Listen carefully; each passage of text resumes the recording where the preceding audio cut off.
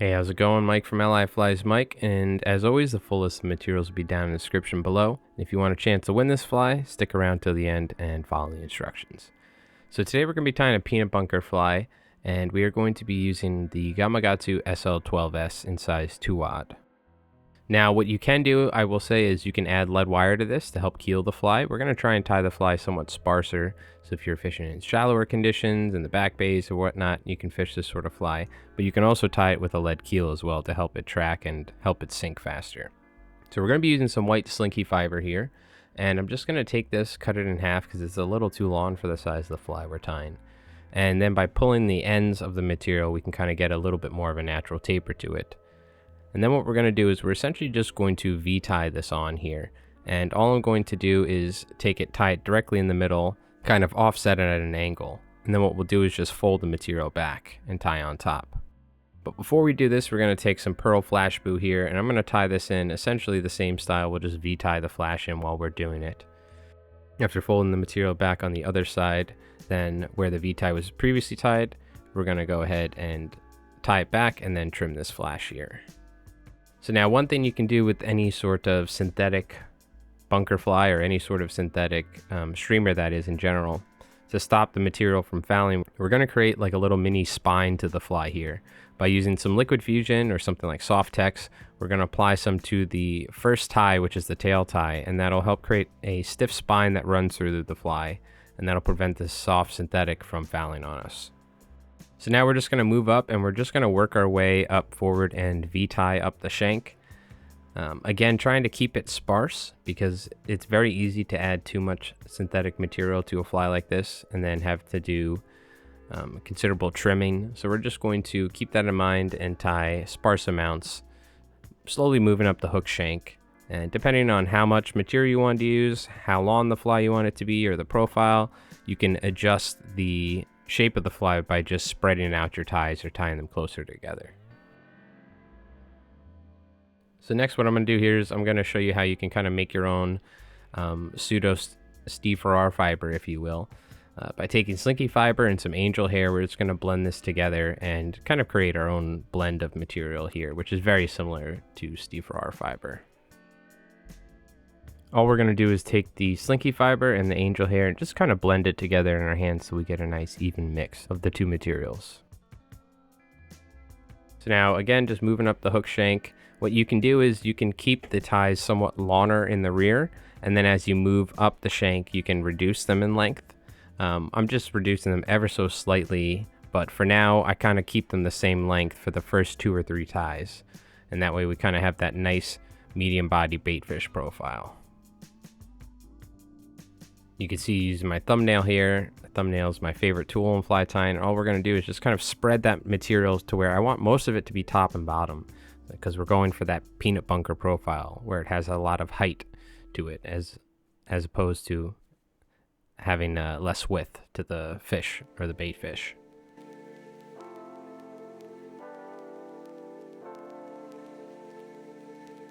Right now we're just tying white with the pearl. I like tying most of the body on peanut bunker flies with all white because generally the fish is mostly lighter color. And up on their back they have these darker colors where we start getting into the blues, the chartreuses, the olives, and the all sorts of purples and stuff that you'll see as the light reflects off their scales.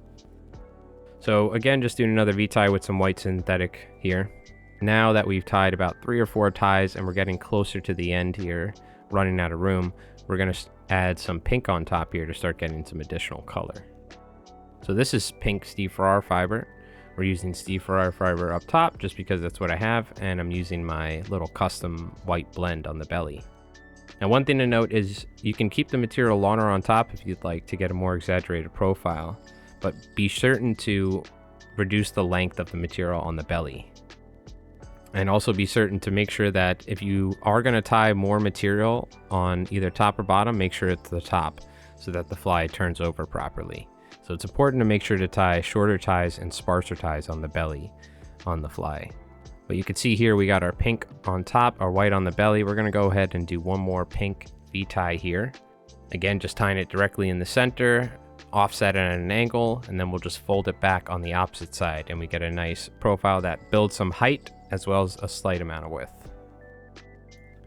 So again, it's important to keep in mind that your V-ties are essentially even, and what I mean by that is that the length of the material facing back is the same as the length of the material facing forward.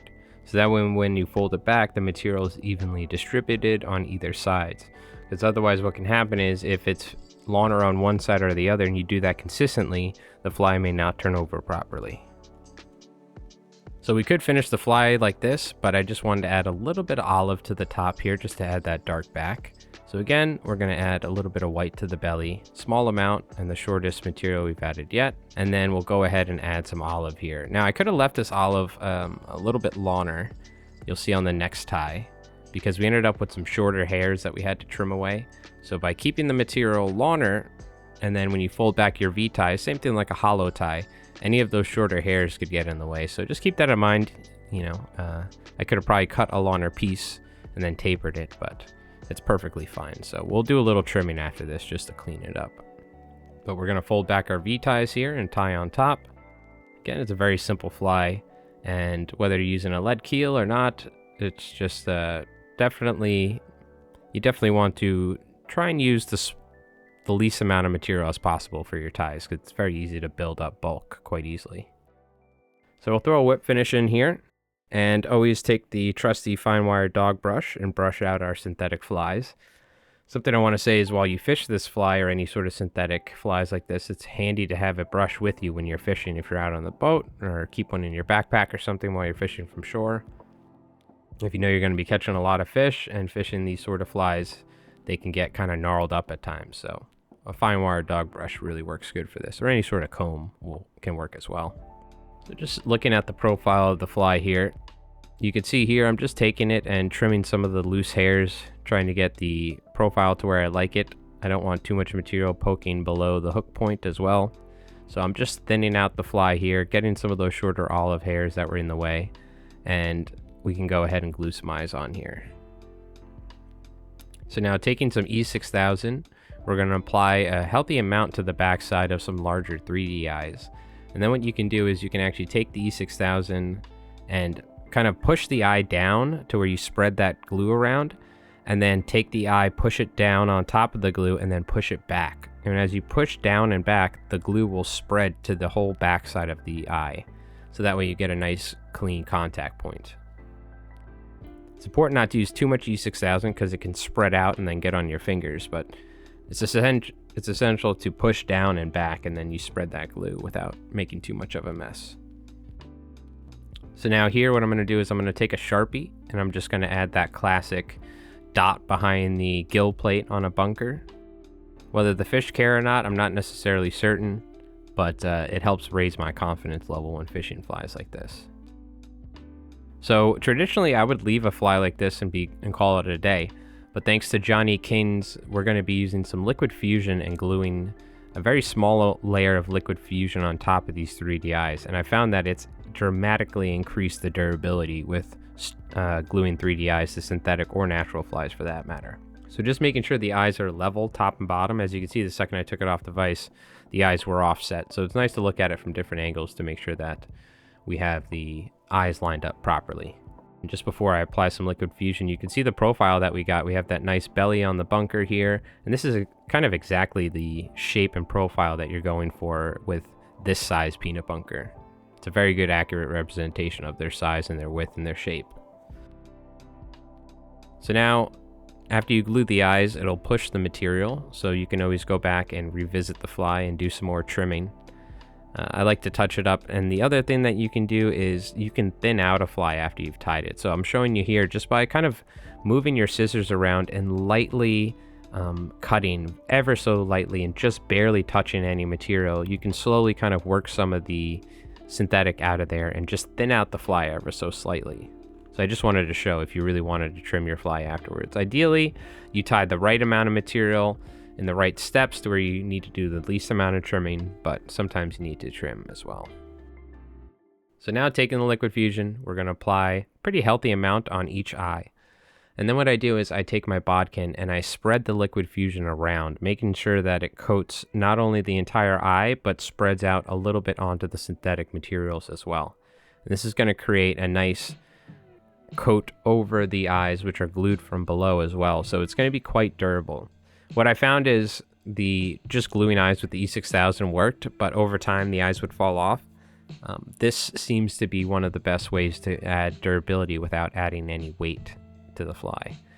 The good thing about liquid fusion is it's a water-based glue, and it'll evaporate and thin out very, very, very light. So it's not going to add a lot of weight. It's not going to change the shape or profile too much. Just be careful to only apply it to where we don't want to apply it to too much of the material to where it'll stiffen it up and cause it to potentially stick up awkwardly or something. And if we do get it on any of the material, whether it's natural or synthetic, which you've seen me use before, just ensure that the fly is drying in the shape that you want it to be. So after that's dry, we'll just go ahead and clean up a couple of the loose hairs here. And there we go. We have a peanut bunker tied out of Slinky Fiber or some Steve Farrar fiber, whatever sort of synthetic materials that you prefer for these sort of flies. And it's quite simple and quite easy to tie. And I've been tying these for years. This is essentially like a slimmed down version of a fly I originally saw tied by Mark Sadati, some of his original slammers. So I figured it'd be fun to tie some V-tied peanut bunkers, being that it's that time of the year. Alright, well, if you want a chance to win this fly, all you need to do is like the video, comment down below something about fly fishing or fly tying or anything about this fly, and be certain to be subscribed to the channel. And then what we'll do is we'll pull up a random comment from this video during one of our live streams in the next week or two, and then we'll figure out who will win this fly. So thank you so much for watching. Hopefully you enjoyed. My name is Mike from LI Flies Mike. We have a ton of fly tying and fly fishing here on the channel. We have live fly tying on Friday nights, and we have early access for members. Well, thank you so much. Hopefully you have a great season out there this year. I've been hitting the beaches. It's been tough. Not a single fish from the surf yet, but we're sticking on the struggle bus and keeping with it. So again, thank you so much for watching. Good luck out there, and as always, tight lines.